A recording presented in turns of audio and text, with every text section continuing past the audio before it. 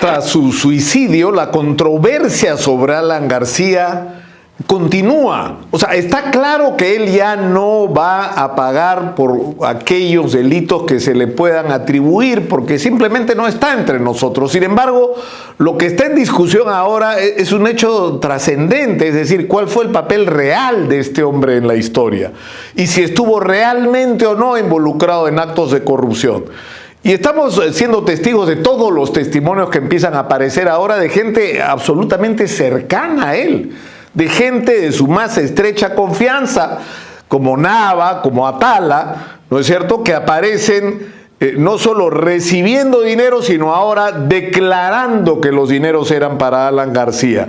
Lo cual tiene lógica, ¿no es cierto?, porque estas personas, ni Atala ni Nava, por declaración de su hijo, que porque es el hijo el que ha dicho que el padre era el testaferro, ninguno de los dos tenía el poder para tomar decisiones con respecto a los asuntos que, por ejemplo, le interesaban a Odebrecht. O sea, ¿qué sentido tenía que Odebrecht le pague a Nava o a Atala?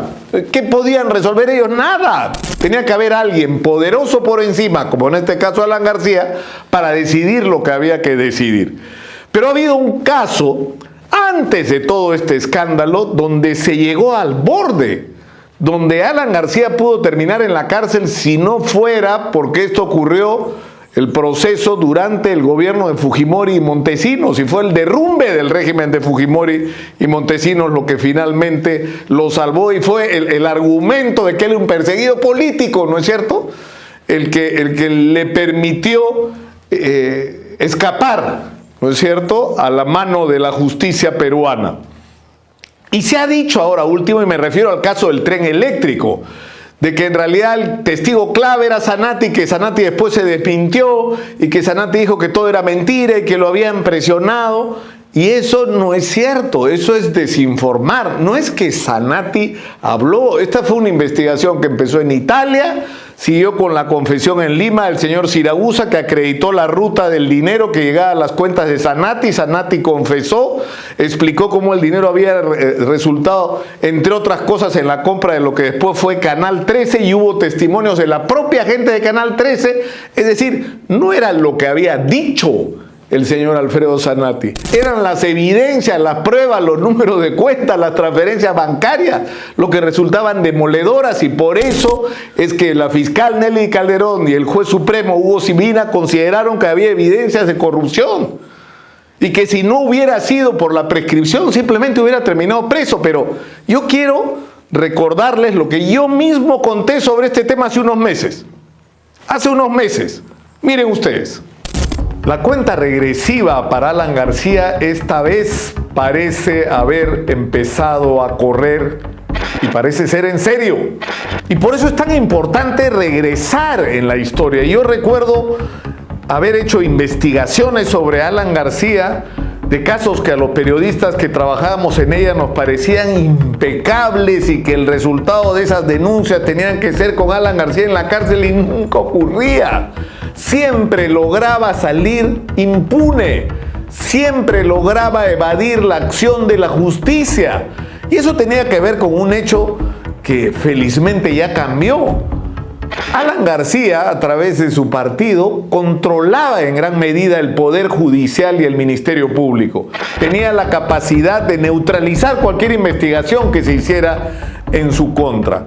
Pero algo pasó en determinado momento, y fue en la década de los 90, cuando estaba Alberto Fujimori en el gobierno.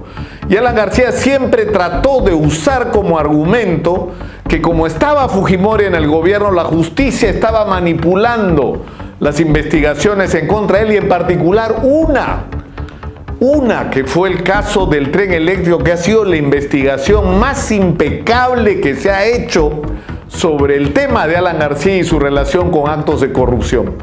Y yo lo puedo decir porque lo viví. Fue todo un proceso extraordinario. Yo recuerdo que se destapó el escándalo en Italia, porque no fue acá en el Perú. Bettino Craxi, el primer ministro, estaba involucrado, y se conoció la evidencia de que se habían pagado comisiones ilegales por el tren eléctrico, el primero, este no es metro, el primer gobierno de Alan García.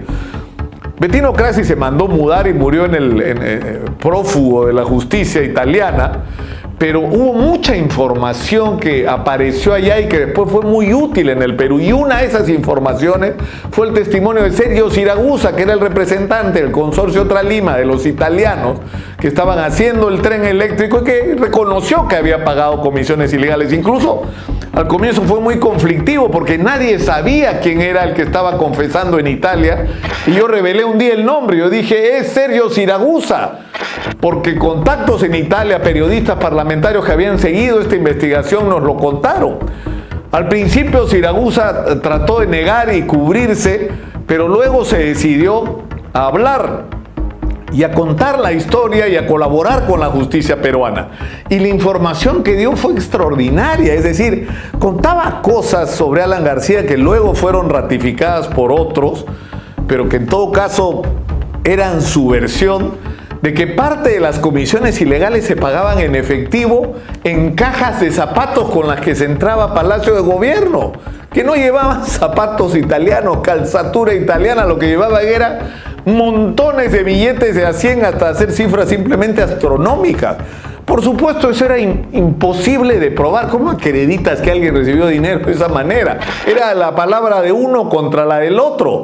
Pero felizmente no solamente ocurrieron entregas de dinero en efectivo, ocurrieron transferencias que, es decir, Sergio Siragusa cuenta cómo le dan la instrucción a Alan García de depositar dinero en una cuenta en Gran Caimán, le dan las referencias de la cuenta para la transferencia, él hace la transferencia, la consigna como un pago de una comisión ilegal por la construcción del tren eléctrico y ese dinero luego es transferido a una cuenta en Miami. El dueño de la cuenta en Gran Caimán y en Miami era Alfredo Zanatti, una empresa asociada a Alfredo Zanatti, que era un hombre uña y mugre con Alan García y que había sido investigado por el caso del dólar MUC, con el mercado único de cambios, eso que tú conseguías un dólar oficial a 1 y lo vendías a 3 en el mercado negro. Entonces, luego se produce la confesión de Alfredo Zanatti y el círculo se cierra completamente. Resulta que no solo se había pagado la comisión ilegal, se había usado transferencias bancarias que habían terminado en cuentas de Zanatti, sino con ese dinero Zanatti había comprado un canal de televisión para Alan García.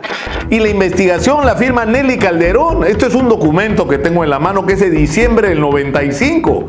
Es el dictamen 1750-95 que concluye que Alan García cometió los delitos de cohecho pasivo, enriquecimiento ilícito, que además ha sido cómplice o instigador en los delitos de colusión ilegal, negociación incompatible. Y enumera uno por uno todos los hechos que yo les acabo de describir, pero no solamente ella.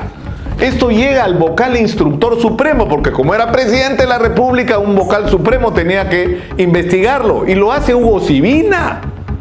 Hugo Sibina, que ha sido un importantísimo vocal supremo en el Perú. ¿Y qué cosa es lo que dice Hugo Sibina? Exactamente lo mismo y más de lo que dice Nelly Calderón. Es impresionante el dictamen de Hugo Sibina, que ya es del año siguiente. Esto ocurre en marzo del 96. Y las conclusiones son apabullantes. Se ha establecido vinculación de negocios entre Alfredo Zanatti y Alan García en la inversión y operación conjunta de una aeronave. Es decir, una de las conclusiones es que Alan García no solamente se compró un canal de televisión, como vamos a ver más adelante, tenía un avión. Compró un avión con Zanatti, el expresidente. Y lo que dice además es que se ha comprobado de que Alan García era el verdadero propietario, lo dice Hugo Sibina, vocal de la Corte Suprema en ese entonces. Se ha establecido que existen fundados indicios de que el procesado Alan García era el verdadero propietario del 66% de las acciones de la empresa Radiodifusora 1160, Canal 13, que después le vende a Ángel González y a Genaro Delgado Parker. Pero primero fue Alan García. Es decir, con el dinero de la coima del tren italiano, Alan García se compró, entre otras cosas, un canal de televisión en el Perú. Y lo increíble es que no pagó por esto. Estaban todas las evidencias, estaban las pruebas, las transferencias. ¿Qué lo salvó? Que el 5 de abril allanaron su casa del 92. Y se declaró víctima, perseguido político. Soy un perseguido político. Y como soy un perseguido político, ¿no es cierto? No hay confianza en la justicia peruana y usó como escudo el ser un perseguido político y logró impunidad año tras año y no respondió ante la justicia y no lo hizo nunca. ¿Por qué Alan García, que aparentemente no tiene entre sus virtudes el coraje, ¿no?, aunque parezca lo contrario, no quiso venir al Perú hasta que el Poder Judicial no declarara prescrito los delitos de los que se le acusaba? Recién después de la prescripción se atrevió a regresar al Perú. Es decir, una vez más había logrado torcer la mano de la justicia. ¿Cómo logró lo que logró en el Poder Judicial? No es difícil explicárselo. Es decir, la respuesta es clara. El APRA todavía tenía una influencia importante, y más que el APRA, él personalmente en el Ministerio Público y en el Poder Judicial, y todavía estaba la gente de Montesinos. Todavía estaba la gente de Montesinos en el Poder Judicial. Entonces, finalmente, fue Montesinos el que lo salvó, ¿no?, de esta situación. Ahora, es increíble cómo este esquema se repite casi sistemáticamente en mayor o menor grado en todos los casos. Acuérdense del tema de los indultos y gracias presidenciales, que en realidad lo que se hizo en la mayoría de los casos fue conmutación de penas. O sea, tú estabas condenado a 8 años, te la bajo a 4, hermanito. Y por supuesto que eso tenía un precio. Por supuesto que tenía un precio. ¿Cuánto está dispuesto a pagar un hombre por su libertad? ¿Cuánto está dispuesto a pagar un narco, por ejemplo, porque le cambien la pena de 12 años a 5? ¿Ah? Cuando ya lleva 4, 4 y medio, casi 5 en la cárcel y va a salir inmediatamente con una resolución de esa naturaleza. Fue una industria, y una industria que funcionó en Palacio de Gobierno. Y Alan García decía, porque lo dijo, que se había quemado las pestañas cada noche, agotado del trabajo como presidente que estaba resolviendo los problemas de los peruanos. Llegaba a su despacho personal a revisar uno por uno los expedientes de estas pobres personas que necesitaban ser liberadas porque estaban injustamente presas o sus penas eran excesivas para el delito que habían cometido, y revisaba uno por uno los expedientes, hacía anotaciones y finalmente firmaba las benditas gracias presidenciales. ¿Y no sabía que estaban cobrando por eso? No sabían que estaban cobrando por eso. ¿Quién está en la cárcel hasta hoy? Facundo Chinguel, condenado finalmente a 9 años de cárcel por supuesto soborno. Es decir, por haberle sacado plata a la gente. ¿Y quién era Facundo Chinguel? La última rueda del coche en esta cadena, que no tenía ninguna capacidad real de decisión. Él no firmó los indultos y la firmó el presidente. Pero el responsable fue él, y pagó y está pagando porque es militante del partido, que es otro factor increíble. Es decir, cómo ha habido gente dispuesta a inmolarse y a pagar por sus pecados propios y por los ajenos, simplemente para cuidarle las espaldas a Alan García. Yo he ido a la casa de Facundo Chinguel. Yo sé cómo vive y cómo vive su familia. Y la manera como vivía, y me imagino que sigue viviendo la familia de Facundo Chinguel, no corresponde en absoluto a alguien que ha cobrado millones por el beneficio de las gracias presidenciales. En absoluto, él no fue el gran beneficiario, pero estuvo dispuesto a inmolarse como lo fue Mantilla. Es decir, ¿alguien puede creer que Alan García no sabía que Mantilla estaba recibiendo dinero en Montesinos? Es decir, que fue él, ¿no? Mantilla, viejo militante, ¿no es cierto?, que se inmoló, ¿no?, que se inmoló por los otros. El problema que tiene Alan García en este momento es que eso se acabó, eso cambió. Jorge Cuba es la señal. Es decir, Jorge Cuba, que es el viceministro de Comunicaciones, que en realidad no tiene ninguna capacidad de decisión formal sobre la operación del tren eléctrico, del metro de Lima, ahora, ¿no es cierto?, que es el único que está preso por este asunto, junto con su novia, la voleibolista, que Dios sabe qué tiene que ver en esta historia, ¿no es cierto?, y que sí merece, según nuestros jueces, la prisión preventiva, como no la merece el señor José Graña, pero ella sí, ¿no? Es decir, dijo, hasta acá no más. ¿Por qué voy a pagar yo por los pecados ajenos? ¿Por qué va a pagar mi novia? Pagaré por los míos. Y se ha acogido a la colaboración eficaz, y en ese momento se hizo una grieta enorme que ha dado una señal. ¿Por qué tienen que inmolarse? Por Alan García. Ya no están dispuestos a hacerlo. Y estamos enfrentando hoy una situación en la que la credibilidad de la versión de Alan García si es que alguien todavía creía en ella, de que todos los que lo rodeaban robaban y eran unas ratas que habían traicionado su confianza de hombre correcto, ocupado en gobernar el país. Pues nadie se la cree, pues a estas alturas, cuando salta el escándalo de que Luis Navas, su secretario personal, que también estuvo en lo de las gracias presidenciales y en las conmutaciones de pena, recibió más de $4 millones por parte de Odebrecht y él no sabía nada. Es decir, nada. ¿Qué decidía el secretario del presidente? Nada. No tenía ninguna capacidad de firmar ningún papel y tomar ninguna resolución que favoreciera a Odebrecht, a menos que alguien que sí tuviera ese poder estuviera asociado con él. ¿Y quién es ese alguien? Alan García.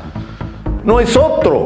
Yo creo que Alan García tiene que agarrar su cepillo y prepararse, porque esta vez, haga lo que haga, diga lo que diga, no va a poder impedir lo que hace rato debió ocurrir: enfrentar a la justicia, una justicia que felizmente ya no controla como antes.